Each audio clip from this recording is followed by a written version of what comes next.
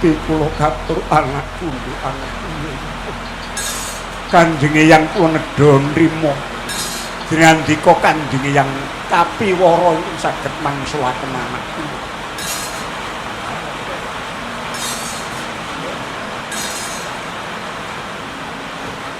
luar mantenan karo akeh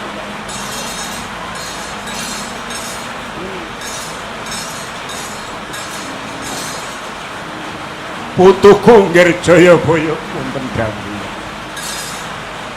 Wisnu nitis kuwi marambah makaping biyen nalika ning Medangpura jejuluk Maharaja Suman kuwi jaman kuno banjur nitis meneh ngruwat Murwakala dadi dalang Kandhabuana banjur dadi bocah bajang angon banteng durung bisa ilang angkara murkaning jagat mudhun meneh dadi Brahmana banjur mudhun meneh nitis menyang Sri Mahapunggung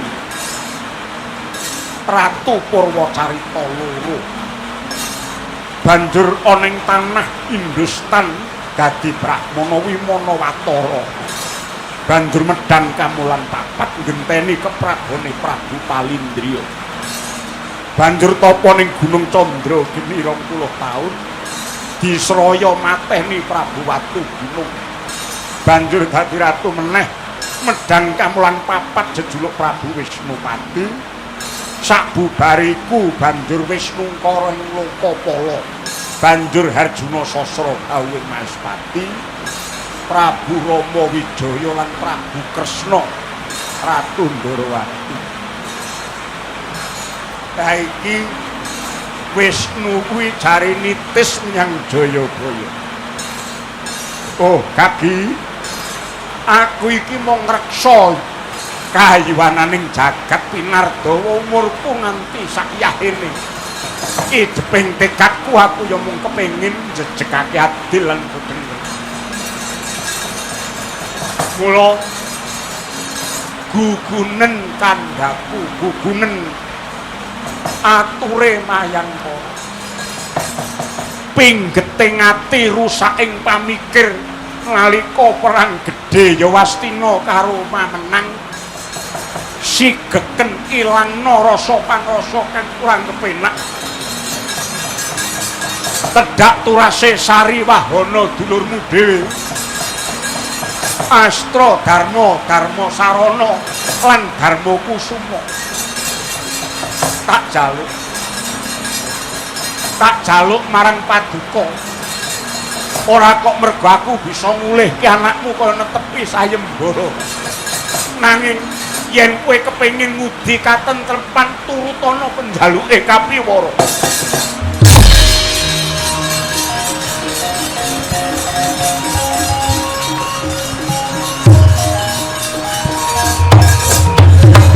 Hawiknan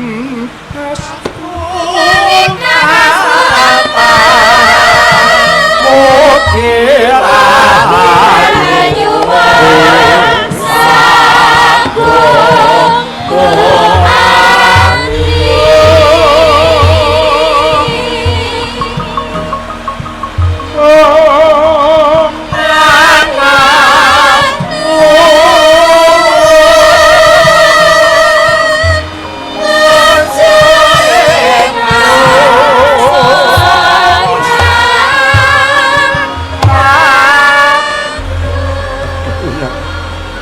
yang jimat sesembahan kula iya ngaturaken ageng panuwuning tanpa pindhan Kanjeng Hyang Mayangkara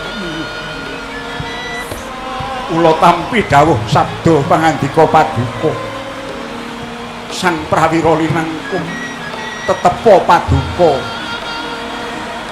hangayomi dhateng jagat Mamenang supados ing mriki namung manggih karahayon iya iya putu kuwi sing tak jaluk uripku luwih tentrem bejo lan mulya mulyaning atiku yen to aku bisa nyawang tedhak turasing Sapta Arga iki bisa dadi mustikaning titah ingkang hanjunjung rasa paseduluran. Kula kang saka kuwi kaki tindakno ya nggih, tindakno. Aja mangu-mangu. Aja mangu-mangu.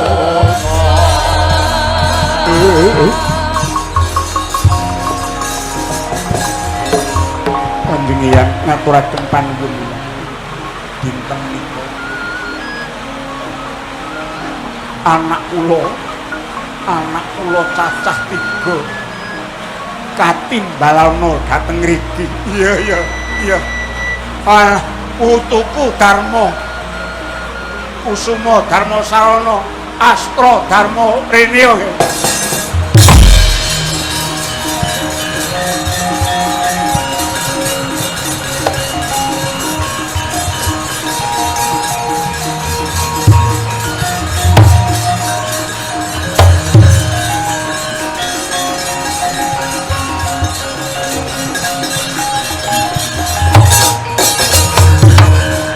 Oh,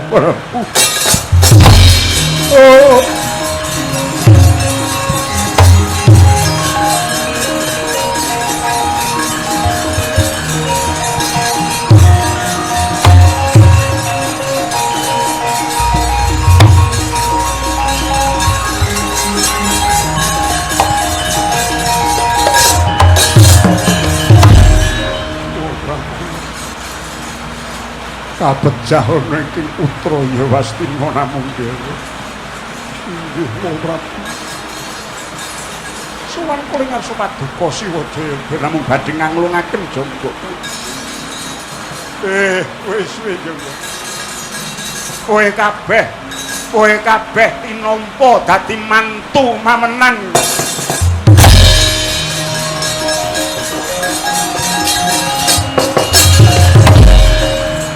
Yang kula aturi neksen anak kula tiga-tiganipun badhe kula jodokaken urut saking ingkang ayu. Ya putu aku kang neksen kaya dibarengi swaraning cantaka ing Balumbang Budu.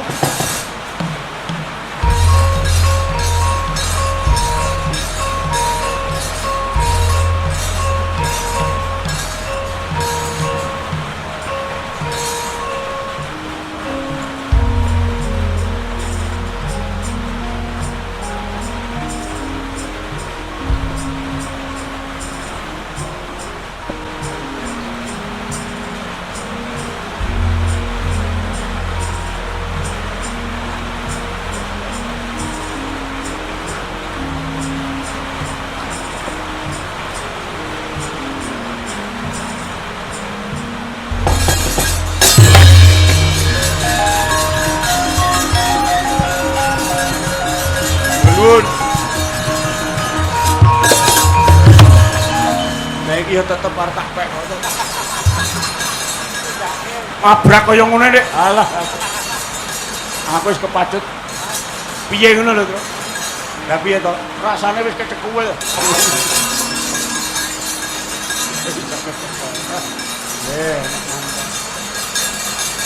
Ya.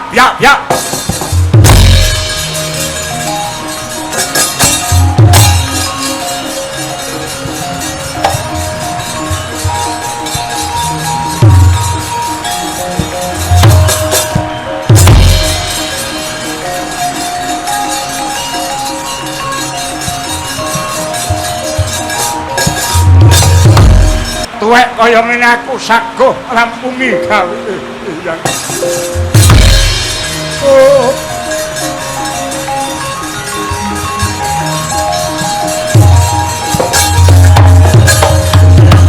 Kanjeng Hyang.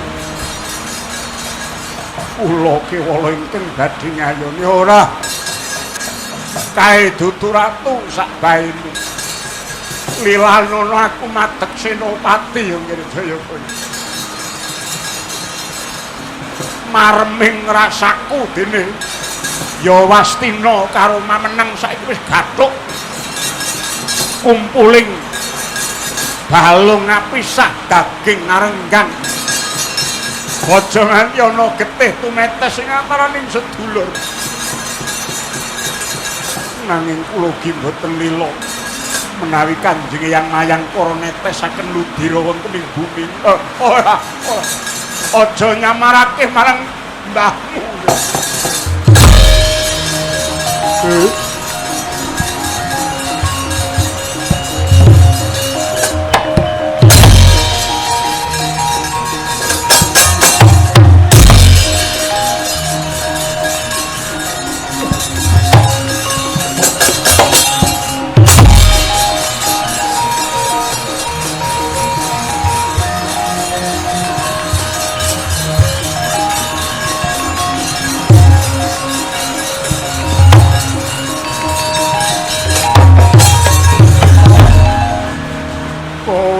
Ya gini, penak-penak wulan madu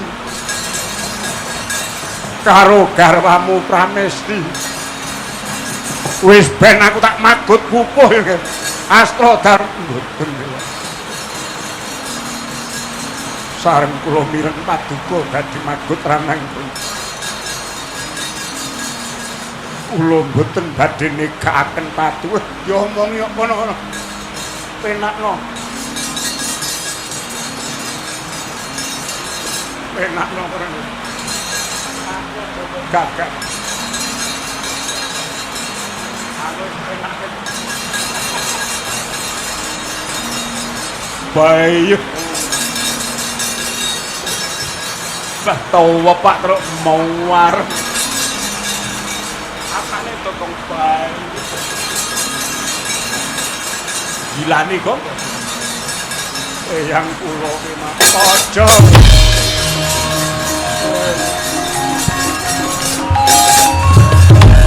wong dikandhani aja nang kados undian pesta kowe mau lak nyipati umateni Kridaksa ngono ae wong tak ngono mau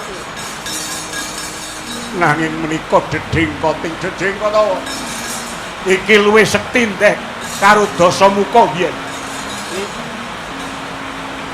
luwih sekti endi karo Begawan Lomono.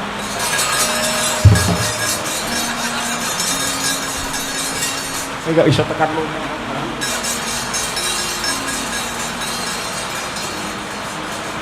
Sing bener niku sanes Lomono. Sing bener niku Garuda Kencana. Wedone jek eling.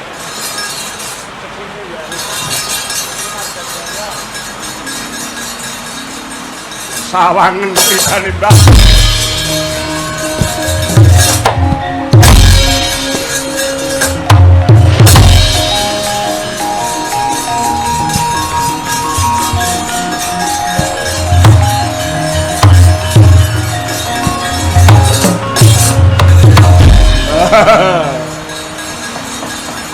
Prajuritku, ayo kepungen Widarga.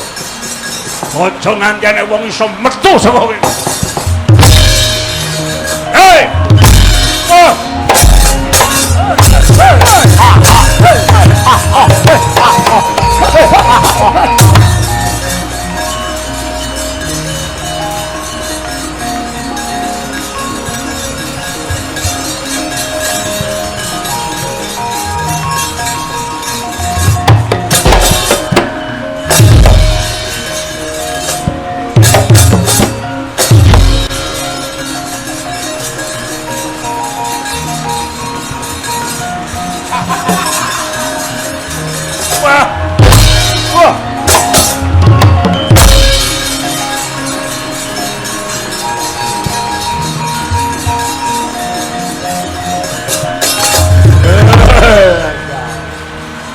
Kurang menungso kaya ngene kok dijokke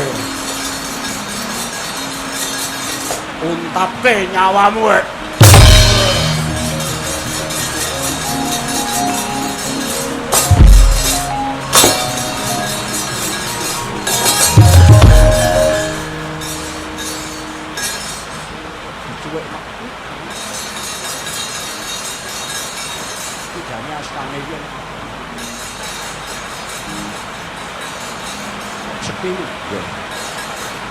Terus sami riyen isih.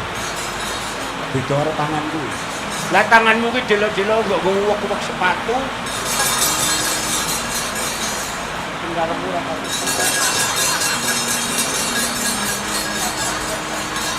Kok iso sepatu.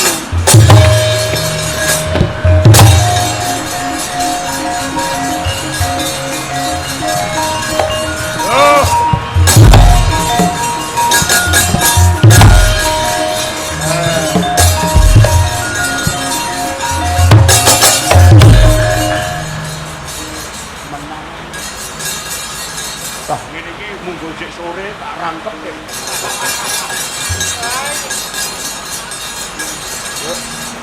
Serpek dirangkep iya. Sing nyindeni Anis no.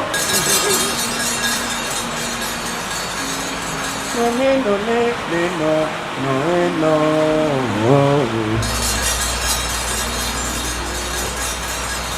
Yo mantep mantep. Aku nek kelangan kae karo kelangan Joni.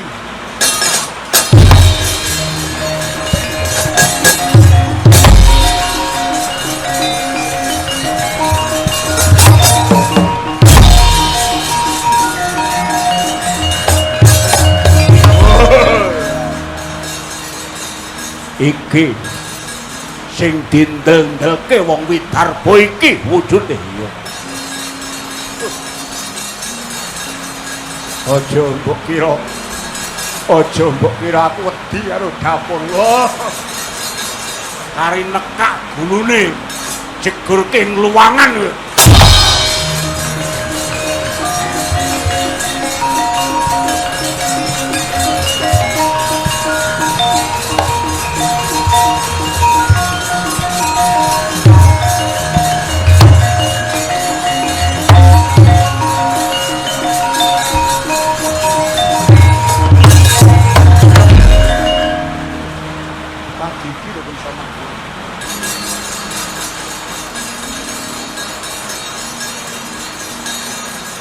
Mula porongmu kok ijo. Kok mbene kok dadi ijo.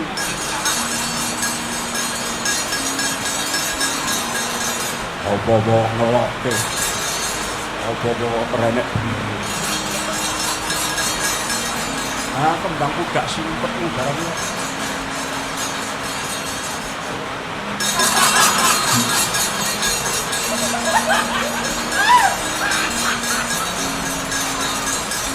Waja guyon Kakang Anoman iki endi ka lho.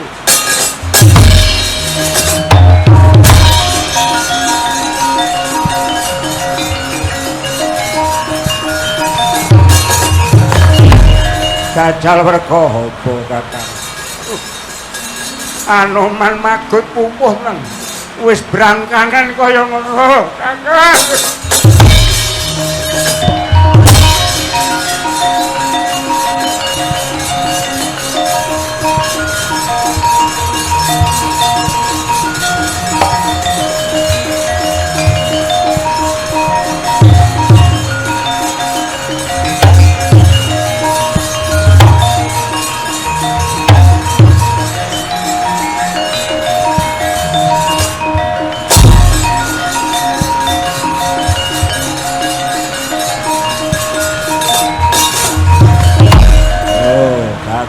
Tangi.